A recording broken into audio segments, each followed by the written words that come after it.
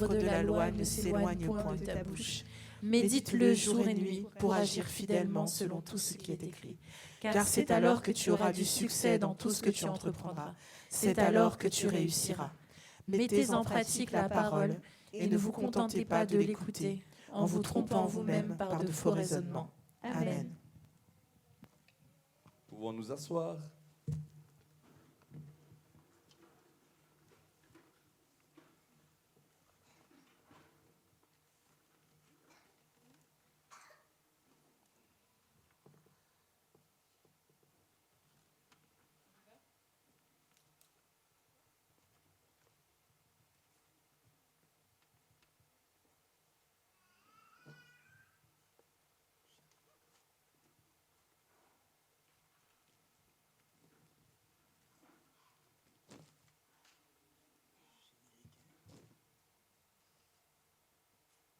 Mes très chers serviteurs, je vous convoque pour une mission cruciale, une mission de la plus haute importance.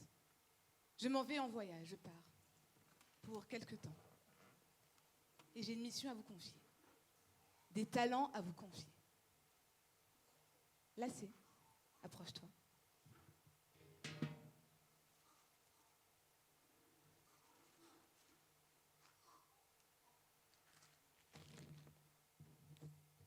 Voici pour toi 5 talents.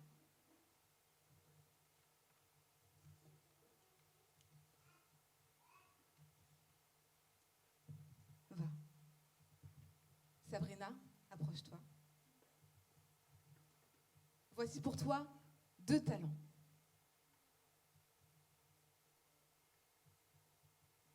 Oliver, voici pour toi 1 talent. Je vous demande de faire fructifier ces talents. Je m'en vais.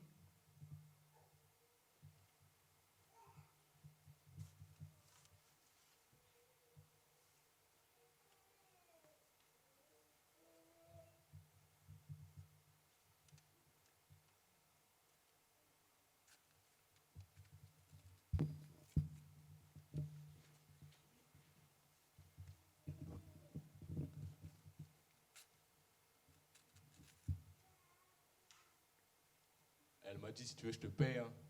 Je lui ai dit, non, merci. Jésus a déjà tout payé à la croix. Allez, générique.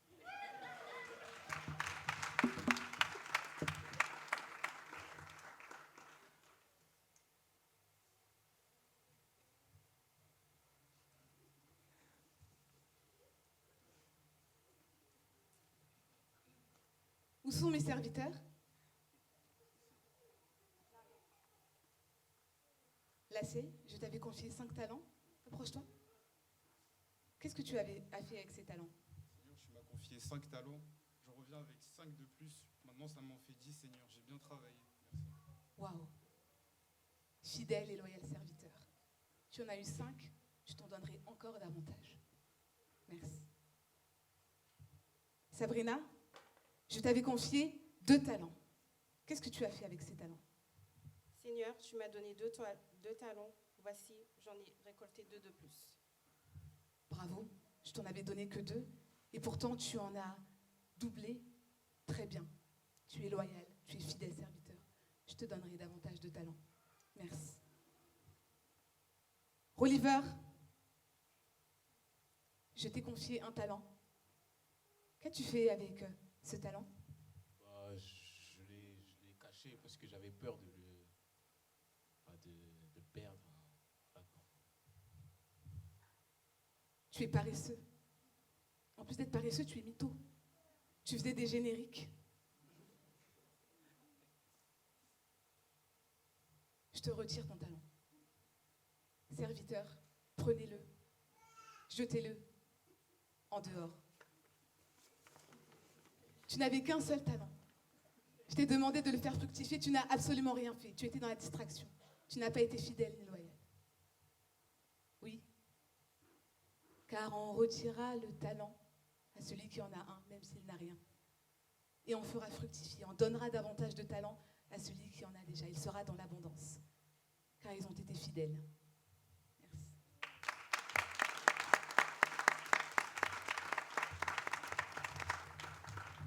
Matthieu 25, 25.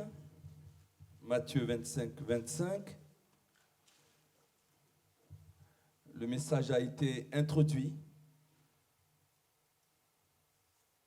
Celui qui a reçu un seul talent a dit, verset 25, retourne au verset 25, là tout de suite, j'ai eu peur, on vient de l'entendre, et je suis allé cacher ton talent dans la terre. Voici, prends ce qui est à toi.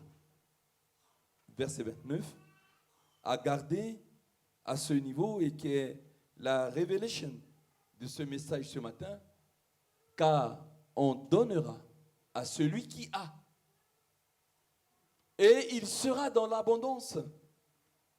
Mais à celui qui n'a pas, on ôtera même ce qu'il a. Vous voyez la nuance? À celui qui n'a pas. Reliver n'avait rien là. Il a caché le talon. On ôtera ce qu'il a et on donnera à celui qui a eu les 5 talents quand on lit les autres versets. La semaine qui vient va être vraiment la dernière semaine, presque, du mois d'octobre. Il nous restera plus que 8 semaines pour la fin de cette année. Nous rentrons dans ce qu'on appelle les messages bilan. Car Dieu est intemporel. Quand on dit qu'il est éternel, face à l'éternité, il n'y a plus de temps, il n'y a plus de l'espace. Hein? Et Dieu a inventé le temps et l'espace, nous ne cesserons jamais de vous le dire, en enseignement biblique. Il a inventé le temps et l'espace pour toi et moi, pour que nous puissions nous situer. Un homme a besoin d'être dans un espace quelconque. Tu es où? Je suis en Europe, je suis en France, je suis dans la région parisienne, je suis dans le département du 95, je suis dans la ville de Boissy-l'Aillerie, plus précisément. Et tu es géolocalisé. Nous qui sommes du 21e siècle, on connaît très bien maintenant la notion de la géolocalisation, car l'évolution des nouvelles technologies de l'information et de la communication aujourd'hui est telle qu'on le fait avec mon ami qui est au Mayotte actuellement. Voilà, sur mon application à Sergi, je mets son adresse, je le géolocalise et je vois son appartement là-bas et vice-versa. Il met mon adresse, 47 avenue de la Belle-Aubière, depuis Mayotte, et il me géolocalise. Il voit même les 3 véhicules qui sont devant. Il dit, mais je vois des véhicules là. Il dit, oui, c'est ça. C'est top. Pardon, c'est topissime. Vraiment. Quelle responsabilité, nous, du 21e siècle, qu'on aura. Et donc, dans ce message bilan, il va y avoir une pesée le 31 décembre. Dieu va te peser depuis janvier jusqu'au 31 décembre. Est-ce que tu pèses lourd ou pas spirituellement? Je vous ai dit que spirituellement, nous avons besoin d'avoir du surpoids.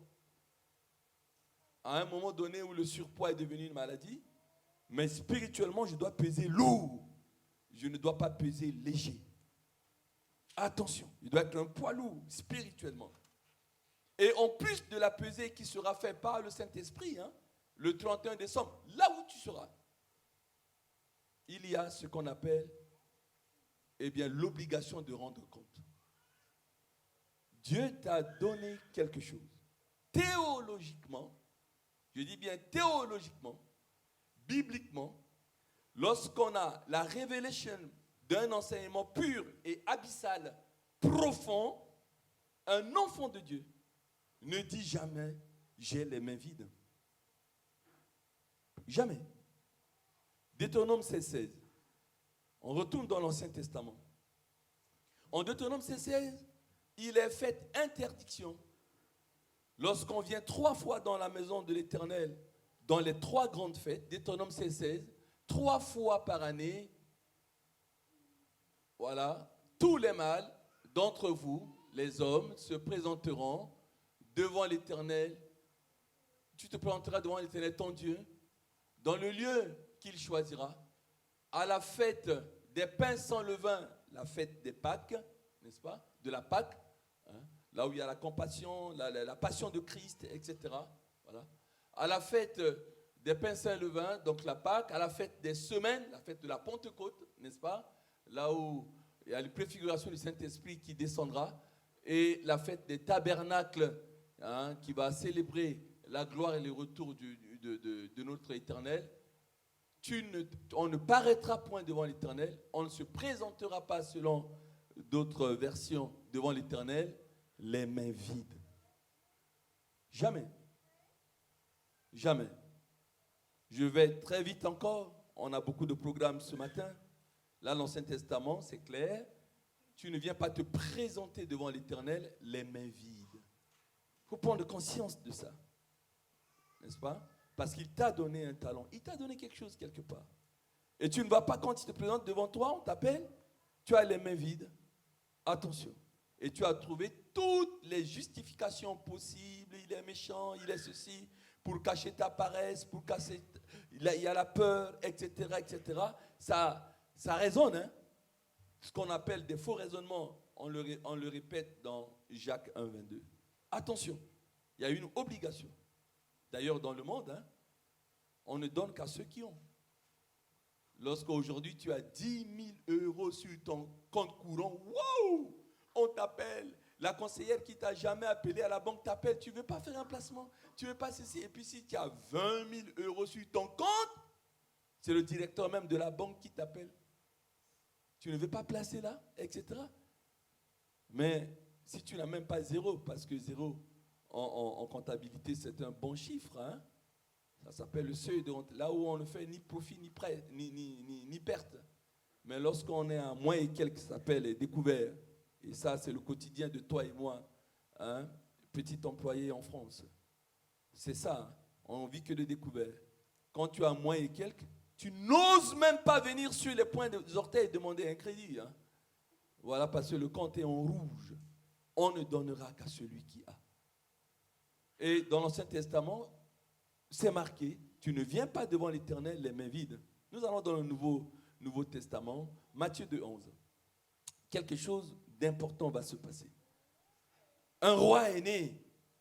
On informe Hérode qu'un roi est né. Et qui l'informe? Eh bien, ce sont des mages. Coucou. C'est quoi les mages? Hein? Voilà, les mages, ça vient de la magie, magiciens, les astrologues, des gens qui se dirigent. Il y a mon ami Carole, on a discuté hier jusqu'à 20h sur l'astrologie, n'est-ce pas? Hein? Bon, c'est de bons échanges, hein?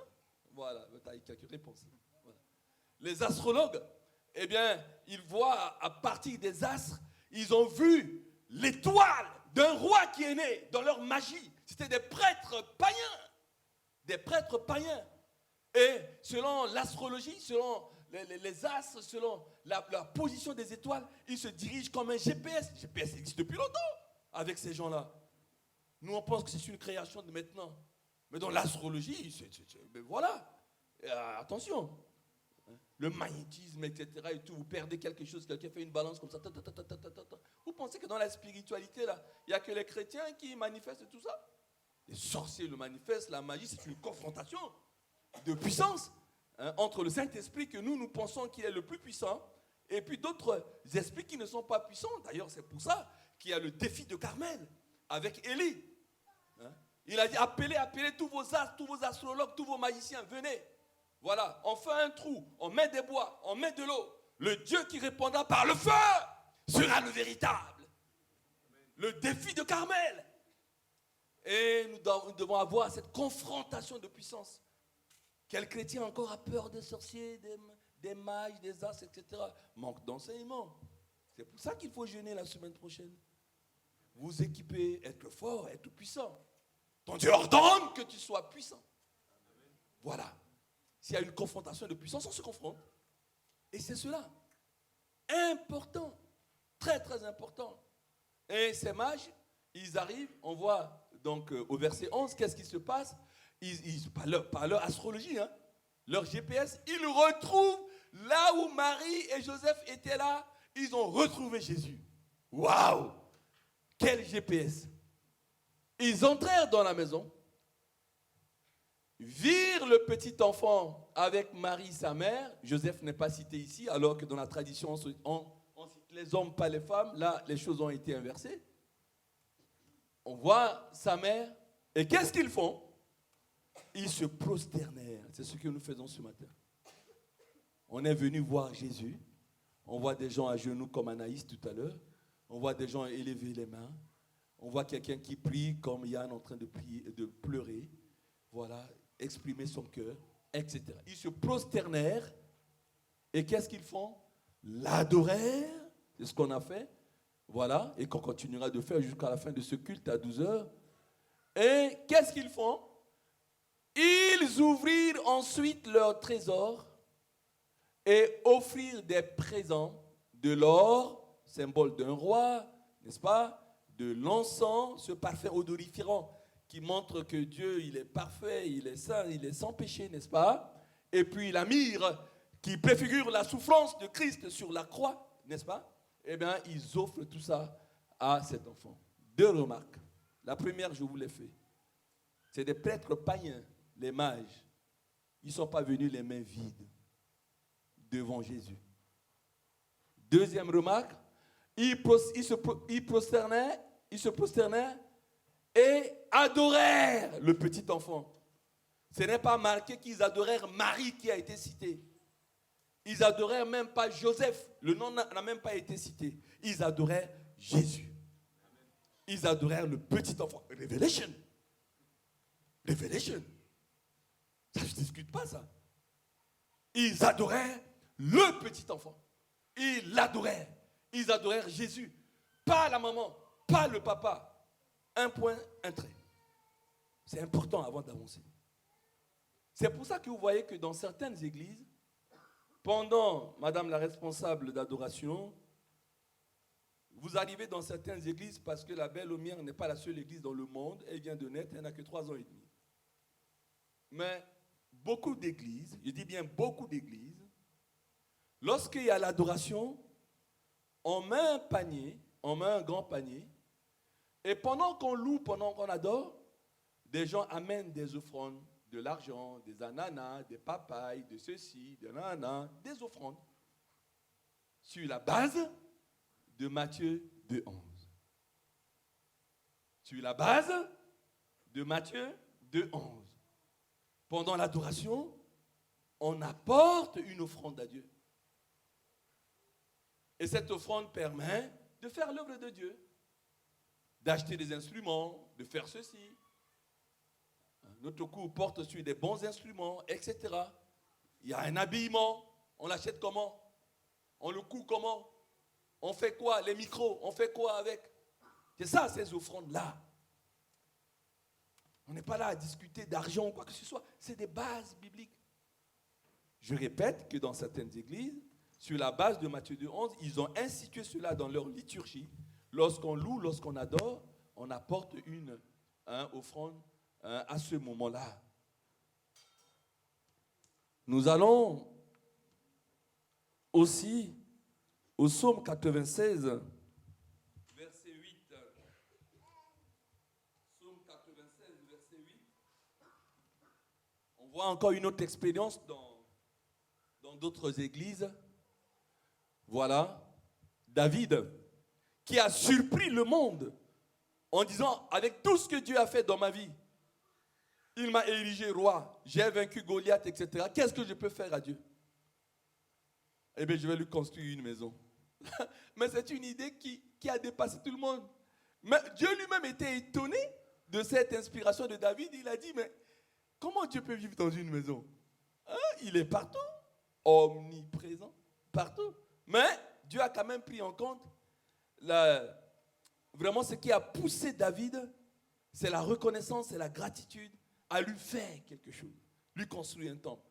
Il va dire, tu es un homme de guerre, tu as beaucoup de sang dans la main, et c'est ton fils Salomon qui va construire le temple.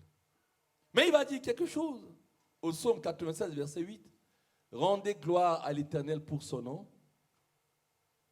Apportez des offrandes, on pourrait dire d'abord, et entrez dans ses parvis. Moi, mon église modèle, là où j'ai été consacré, et j'ai beaucoup appris là-bas, et Dieu m'a donné l'occasion d'y enseigner, c'est la porte ouverte à Mulhouse. Hein. Une des plus grandes églises françaises, suivie par tout le monde. Mais ce matin, ceux qui sont à Mulhouse, vous verrez dans leur liturgie, d'ailleurs, ils sont champions sur le direct. Jamais on a fait un moment où on introduit la Sainte Seine ou les offrandes. Hein. Ça n'existe pas. C'est-à-dire, vous arrivez dans cette église, il y a, comment on appelle, des troncs, merci beaucoup de m'aider, des troncs à la porte, un point trait. On ne parle même pas d'argent. On suppose que le chrétien sait qu'il ne doit pas venir dans la main de l'Éternel les mains vides. Alors vous rentrez, là, bon, les photographes, hein, vous allez vous adapter. Sinon, achetez des matériels. Vous allez rentrer comme ça, parce que vous me bloquez, moi, on ne me bloque pas, moi. Voilà. Et à ça, il y a des troncs. Vous rentrez dans l'église, vous mettez ce que vous voulez. C'est tout. Une des plus belles églises de France. Voilà. Ceux qui vont à The Rencontre, allez voir. Hein. Attention. Connu dans le monde, d'ailleurs, depuis le Covid. Hein. Vous voyez ça?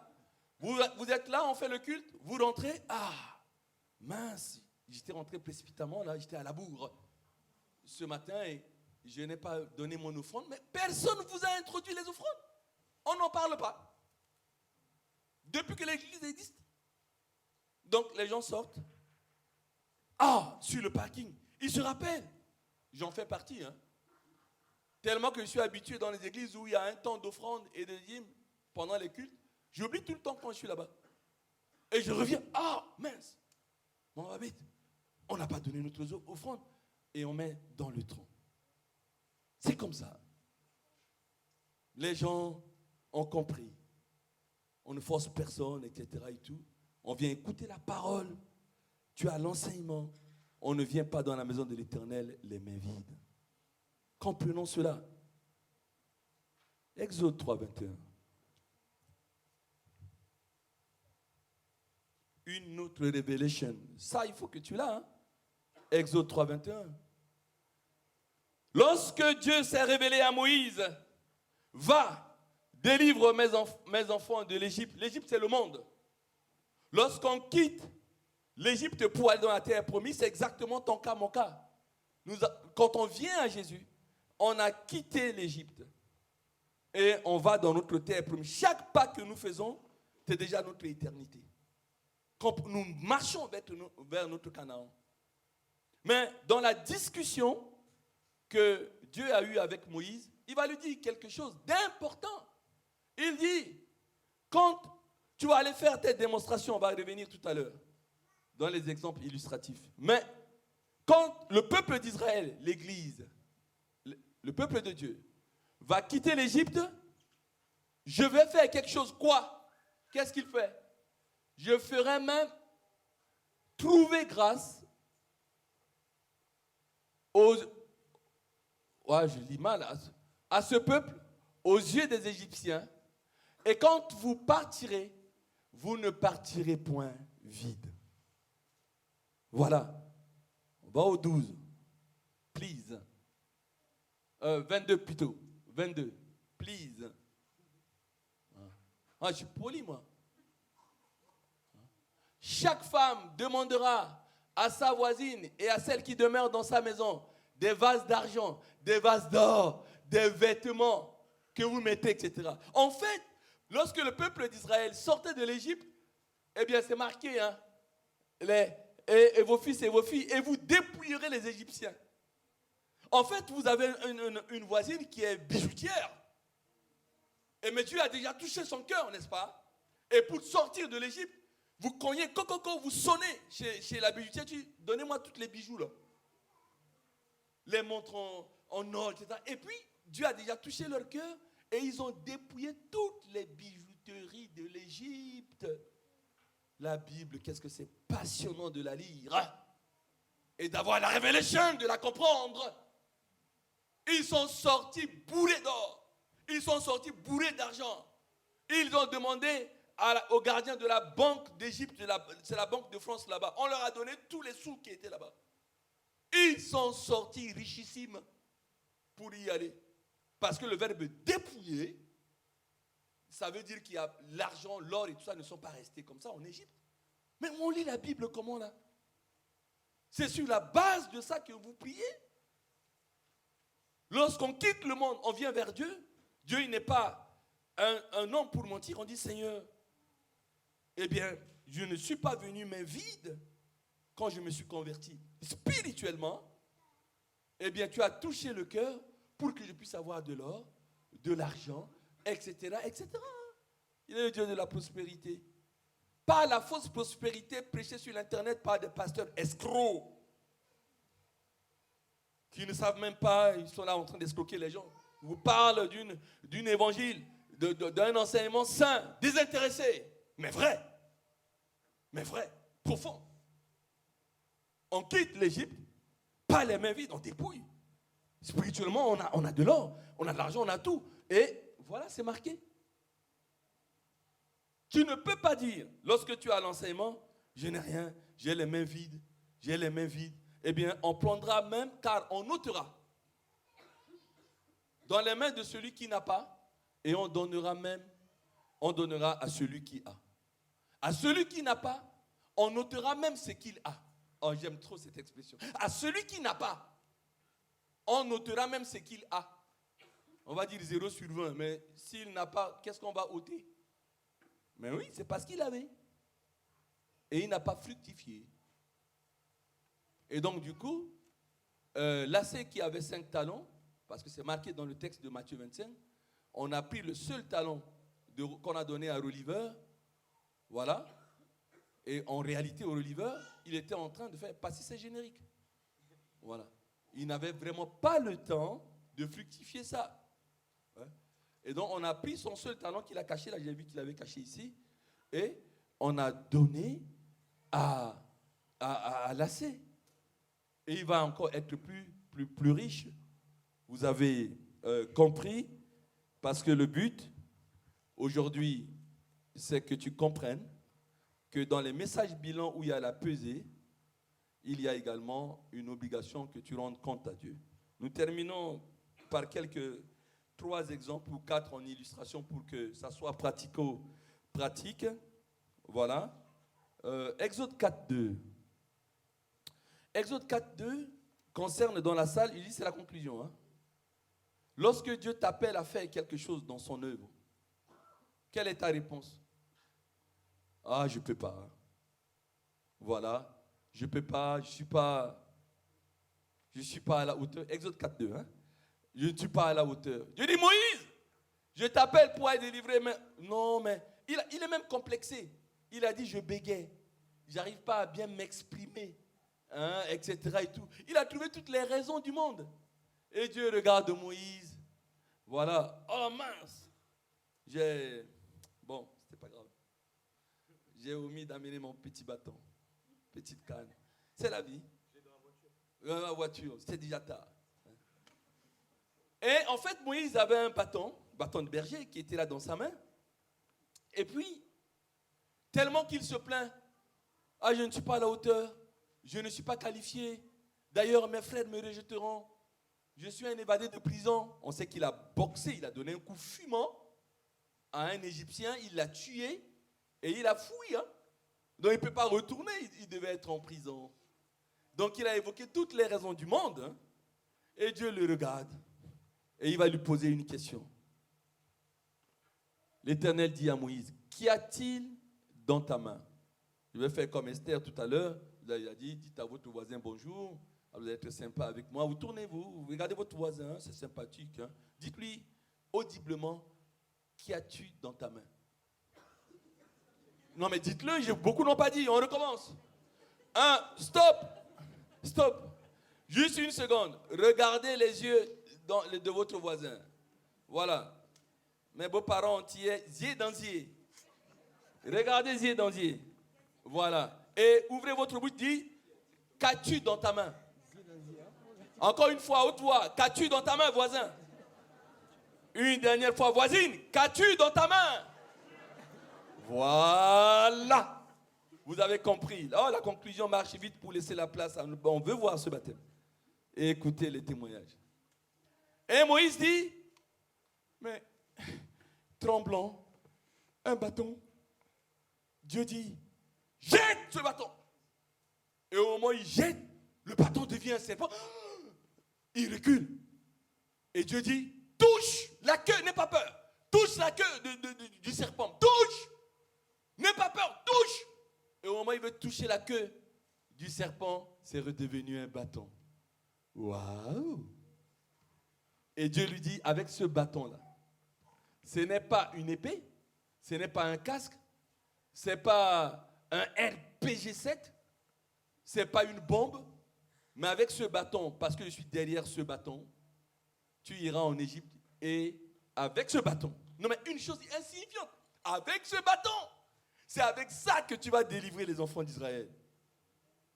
Dieu, il prend n'importe un bâton. Non mais soyons sérieux. Un bâton. Et il arrive en Égypte, il commence la démonstration au pharaon. C'est devenu un serpent, il appelle ses sorciers, etc. Mais même quand il sortait, il revient, ils sont là devant la mer. Devant la mer. Ils sont là à Kabour, là. Il y a les Égyptiens, l'armée qui vient. Le peuple commençait à dire, mais ils vont nous attraper, ils vont nous tuer tous. Moïse, qu'est-ce que tu as fait? On entend leur bruit, ils viennent là, avec leurs chars pour nous rattraper. C'est avec ce bâton, qu'est-ce que Moïse a fait? Il a fondu la mer en deux avec ce bâton. Waouh! Le bâton là, il a fondu la mer. Le peuple tremblait, mais avec son bâton, il s'est rappelé que Dieu est derrière ce bâton. Il fond la mer. Ça se... Il passe. Le bâton devenu serpent, le bâton ouvre la mer. Mais dis donc, ils sont dans le désert. À un moment donné, il n'y a plus d'eau. Il n'y a plus d'eau. L'eau, c'est un repas. L'eau, c'est un médicament. Que lorsqu'un homme a tout perdu, il peut au moins boire de l'eau et vivre 3 mois, 4 mois. L'eau, la plus grande des richesses. L'eau. Aujourd'hui, on ne fait même plus du ciment parce qu'il n'y a plus assez d'eau en France. À cause de l'eau. Il y a des guerres à cause de l'eau. Il n'y avait plus d'eau. Avec ce bâton, il a frappé le rocher à Horeb. Il y a eu de l'eau. Hein? Il a fait tellement de choses avec ce bâton. Qu'as-tu dans ta main? Qu'as-tu dans ta main? Un autre exemple, Luc 9. Vous lirez ça à la maison, on le connaît tous. On voit Jésus qui est en train de prêcher. Et puis, pendant qu'il était là, lisez Luc 9, 12, à partir du verset 12, tu peux laisser. Hein. Je n'ai plus le temps, j'ai dépassé mon temps. Eh bien, les disciples viennent. Chut, Seigneur, il faut que tu arrêtes la prédication. Il est déjà 18h, on n'a rien à manger, à donner aux gens. Il a dit, quoi? Nous n'avons rien. Quoi? Vous n'avez rien? Vous n'avez encore rien compris? Quand on ne vient pas dans la main de l'Éternel, les mains vides. Alors il demande, non mais soyons sérieux. Il n'y a pas d'agape là pour donner aux gens? Non. Les gens commençaient à dire, mais qu'est-ce qu'il veut là? On n'a rien. Arrête la prédication, on va aller dans la ville chercher quelque chose, acheter KFC, etc. On amène. Ou des pizzas. Et Jésus dit non. Je ne veux pas entendre qu'il n'y a rien. Qu'est-ce qu'il y a? Eh bien, il y avait un goûter. Une maman qui était là, il y avait 5 pains, 2 petits chinchards qui étaient là. Il a dit, mais il y a quelque chose. Apportez cela. Et il y a eu les 5 pains et les 2 poissons. Et c'est là où il va avoir une des plus grandes révélations. Lui qui change les circonstances et les temps. Le Dieu qui ressuscite. Le Dieu qui appelle des choses qui n'existent pas comme si elles existent. Et elles viennent à l'existence. Cette fois-ci, il va se révéler comme le Dieu de la multiplication. Alléluia! Le Dieu de la multiplication. Il étend sa main. Il prie sur ce goûter de ces 5 pains et de ces 2 poissons. Il y avait 5000 personnes à ce moment-là. Les 5000 personnes ont pu manger. À leur faim, il en est resté des restes. Il y a eu des restes. Et c'est là où il s'est monté comme le Dieu de la multiplication. Ne dis jamais il n'y a rien. Il y a 5 pains, 2 poissons, vous avez compris. Il y avait juste une petite farine avec de l'huile. On le voit avec Élie. Je n'ai rien. Élie dit, fais-moi de quoi manger avec. Et là, il y a eu la résurrection même de son fils. La femme, la veuve qui venait, les gens avaient leurs milliards. Ils fafaronnaient avec. Il vient, il donne 100 000, les gens les acclamaient et tout, alors qu'ils ne donnaient même pas ce qu'il fallait donner. Dieu savait ce qu'ils avaient donné, c'est des miettes. Même s'ils donnent 100 000 euros, Dieu les a rendus milliardaires. Et puis on voit une veuve qui est là, qui va venir donner 2 petites pièces. 2 petites pièces. Et ça a touché Jésus. Il en a fait la remarque. Ne dis jamais tu n'as rien. Attention.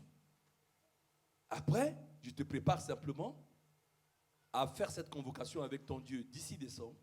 Il va te peser et il va te demander, as-tu fructifié ce que je t'ai donné? Et c'est à toi de lui répondre dès lors que tu as compris cela. Mettez vos mains comme ça, s'il vous plaît. 1 seconde. Mettez vos mains comme ça. Avant que je passe le micro à notre bishop. Il a mis son eau blanche. Ça veut dire, il me dit, arrête. Tu parles trop, c'est des codes. Vous voyez? Gardez votre main. Jamais. Et c'est la conclusion. Ou les mots de la fin. Votre main n'est jamais vide. Jean 1,12, à tous ceux qui l'ont reçu, il a donné un pouvoir. Mais ça ne vous impressionne pas? Vous avez les mains élevées? Regardez-moi. Je suis un policier. Il y a un poids lourd qui vient là. J'étais en train de discuter avec mon ami, un collègue, et je vois un poids lourd à longue vitesse qui est en train de passer sur l'autoroute.